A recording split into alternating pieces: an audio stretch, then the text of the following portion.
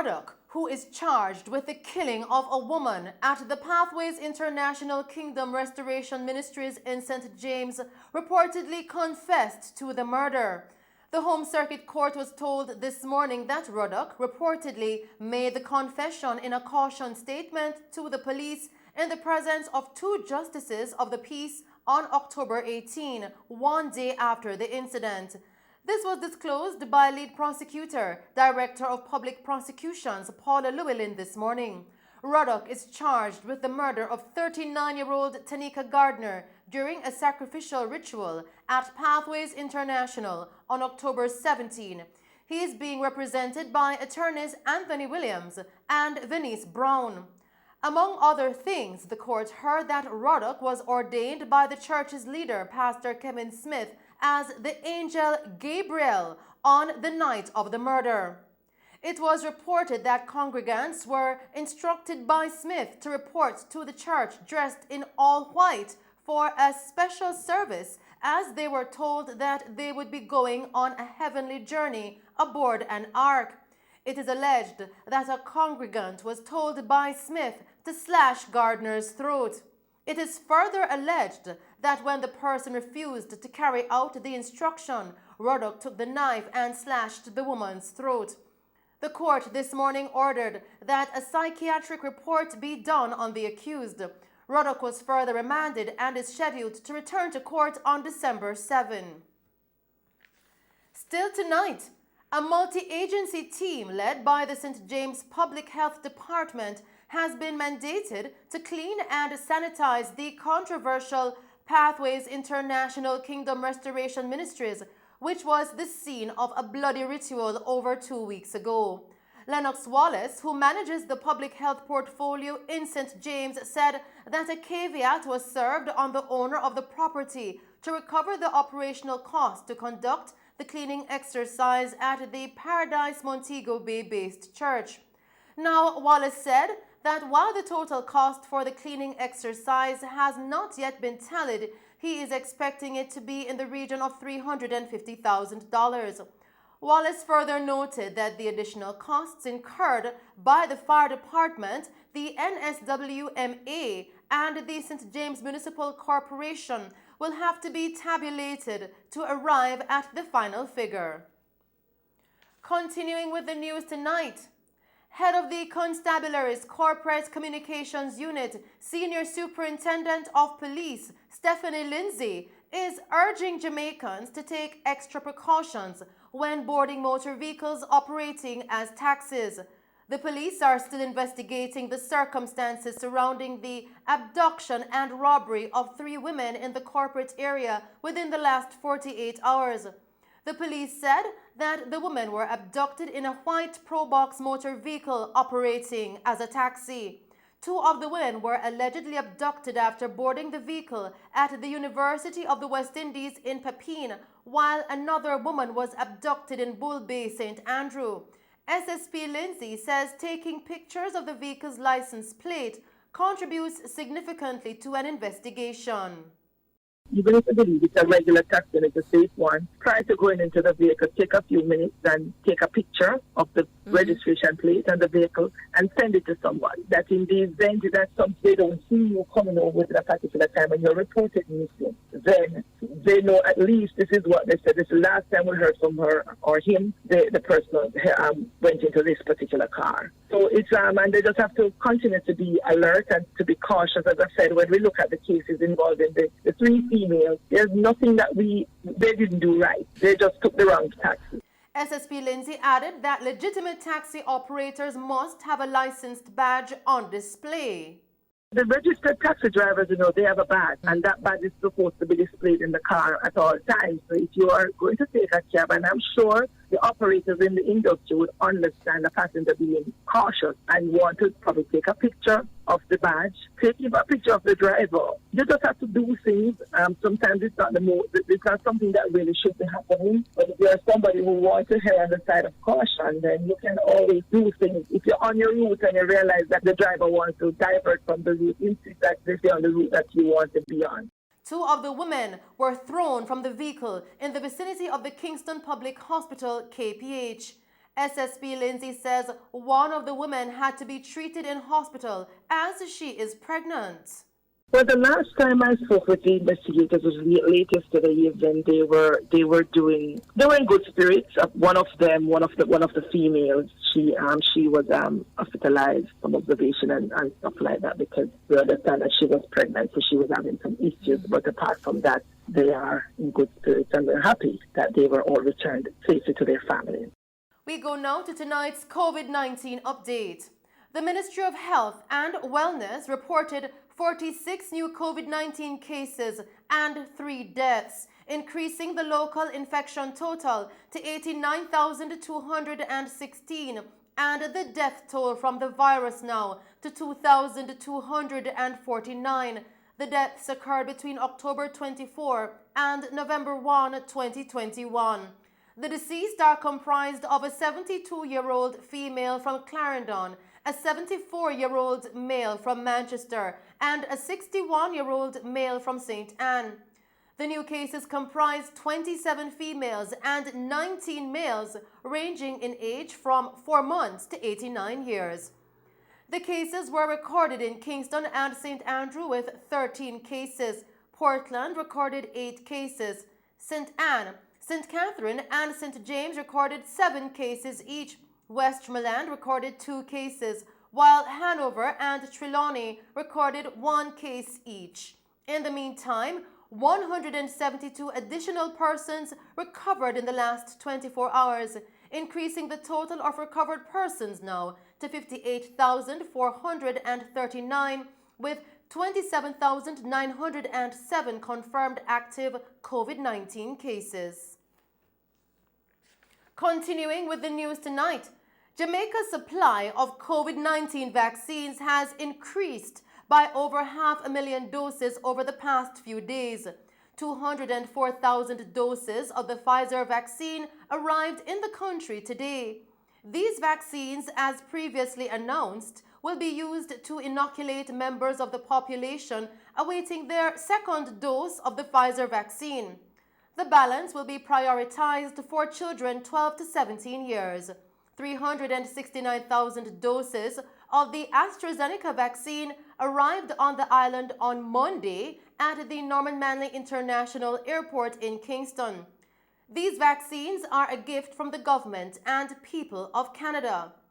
Persons to receive the second dose of the Pfizer vaccine must schedule an appointment via the online portal at www.moh.gov.jm or call the vaccination center at 888-1LOVE. That's 888-663-5683. In the meantime, Dr. Tufton is defending the government's decision to continue accepting gifts of AstraZeneca vaccines amidst the low take-up rate for the brand. The move by the government to accept more than 300,000 additional doses of the vaccine prompted questions regarding why the government is accepting a brand which has shown a fall-off in the take-up rate. But Dr. Tufton says it's a good policy to have excess stock while seeking to boost demand. I believe, frankly speaking, that a worse problem to have would have been persons demanding it, and we don't have it. I think a better problem to have is to have it and try to work to get and to increase take-up. The ministries and the country, the government, whether with partnership with the private sector or otherwise, have several initiatives across the country to bolster the argument for vaccination. Are you saying we should not have it in stock, having made the effort for people to take it up? Because that would be a nonsensical strategy. 185,000 doses of the AstraZeneca vaccine expired on Sunday. Another batch of 100,000 is scheduled to expire at the end of November. The health minister says conversations around vaccine expiration must also take into account the issue of hoarding by some countries. The issue of vaccine diplomacy and hoarding of vaccine has been a major issue in the international arena around this COVID response. Countries have bought up vaccines multiple times their population. They store it and they gift it when it's close to expiration date. One brand has been scarce, and I agree that it is a preferred brand among a large segment of the population, but we should not assume, particularly because we want take-up. The minister says despite the demand for the Pfizer vaccine, the government must cater to all demands from the population. Still making Mellow TV news tonight, it is reported that the National Commercial Bank, NCB, has suspended its vaccine or test policy for this week. Now, it's understood that an email was sent to NCB employees today. In the email, NCB's management allegedly told their staff that the suspension of the testing policy comes after receiving a letter from the Ministry of Labour and Social Security inviting NCB and their staff to a conciliatory meeting. NCB says it believes the suspension will provide the Labour Ministry with the widest latitude to provide conciliation services. A dispute between NCB and its staff association over the bank's mandatory vaccination policy has escalated, with the association threatening to have NCB employees withdraw their services today. In a message sent last night to NCB delegates and members, the NCB Staff Association's chairman, Paul Stewart, reported that the bank indicated yesterday that it will be proceeding with its position that staff must be fully vaccinated or provide a negative PCR test at their own expense. Mr. Stewart says the association has written to the Labour Ministry and is ready to meet at the ministry's earliest convenience.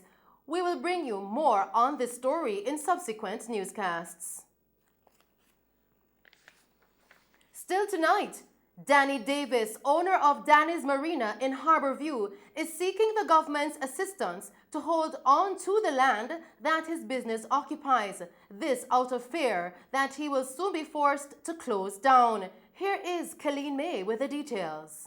Businessman Danny Davis, owner and operator of Danny's Marina in Harbourview, is calling on the relevant authorities to step in and help him to hold on to lands now being leased by another business operator. Mr. Davis says he showed up one day and saw materials dumped on the land he has been using for many years without a proper notice. It was promised to me that I was getting a lease on this section, this portion of area for the car park. And however, it leads to somebody else. And those persons come here now to dump it, as you can see. They dump it with dirt. It causing an ongoing thing between me and them. No, I didn't get any information from Commissioner of Lands. I just heard that they have a lease. You know, somebody come in and don't show me a lease, don't show me a diagram, nothing. By right, they were supposed to give me a letter. Well, no NEPA tell them to give me a letter, serve me a letter, knowing that they will lease the area. I didn't get a letter from them to make me aware that they will lease over there. They just come and start moving them stuff and say them when dump up the car park. Because the land belongs to them. This is their land. But it's not fair because I'm using it for years. And I asked for it. And I was told I was going to get this little section, this little triangle section for the car park, for the business. Well, eventually, I guess I'm going to force to close down. Because as you can see, this little section here is not enough. It's not enough. And most of the people who come here to support me is people who drive. So if I don't have a car park, I don't have a business. He explained that he tried to get a justification for his forcible removal from the land and is asking the relevant authorities to step in to help him hold on to at least a section of the land he occupies. I love the government to intervene in it, to see where I can get some justice from it. Because if it is for lease, I know I can afford to pay the lease, you know, for my business. And asked for it before. I asked for it before. And 4 of us out here, as leasee, we don't have a car park. We don't have a common area for parking. That is the next thing. But I think Commissioner of Lands should look in and say, all right, we lease these people out there the land. I'm here before everybody. I'm here from I'm a child. My grandmother was here, as you see on the wall there. She was here before, years ago. and it was a little board building, and I transformed it into this. So I go to school here, I used to live here. My whole life is right here. I try every route, and it is like I don't have any rights. Everybody I go to is like, people make it look like I'm a troublemaker. And I don't understand, you know. Why? I just need to know why I cannot get it to lease. Or why Commissioner of Lands can't come and say, all right, listen, we just cut it off and give Danny an era, or lease me an era. Just this little era. I'm not asking for, as you look over there, they have a chain there with something there. I'm not asking for over there. I'm just saying the era that I control now, I'm using now, that's what I need. Mr. Davis laments the fact that the closure of his business will result in many employees losing their jobs, which will affect their families. Well, what I would like to know is that for the new development of St. Thomas Development, based on what they are saying, it's like Danny's Marina is not going to be a part of it. And I want to know why Danny's Marina is not a part of the new St. Thomas Development, especially the Port Royal cruise line. When the tourists come here, where the tourists going to park? Where the Juta guys going to park for the tourists? Because you know when tourists come off the ship, you have the Juta guys going to take them downtown, give them a little tour against the line, the shore lines, and go all the way downtown. So exactly, we're going past Danny's Marina. And I'm already established, as well as you can see. I'm established. So I don't know why is it that they have this big plan, and everybody have plan, and them have plan, and them have plan on Danny Marina. Why I can't be a part of it? I'm here from I'm a child. If this closed down, there's a lot of people out of job, because I still have people working here. They have their kids at home and need support as well. However, they said they're going to put a gas station here, or a diesel station, which eventually, sooner or later, it will affect my business. And I don't think it is fair that they just come and push me off like that. Reporting from Mellow TV News, I'm Colleen May. Thank you, Colleen, for that report. Continuing with the news tonight, the Mandeville Regional Hospital will receive a new ambulance after it was handed over to Health and Wellness Minister Dr. Christopher Tufton from Ambassador of Japan to Jamaica, His Excellency Masaya Fujiwara. The handing over of the ambulance occurred during a brief ceremony held at the Health and Wellness Ministry's New Kingston location on Monday. The ambulance, which will be dispatched to the hospital, was procured through grant funding of more than $84,000 under the Government of Japan's Grassroots and Human Security Grant Program. This donation from the Government of Japan serves to further boost Jamaica's COVID-19 response mechanism.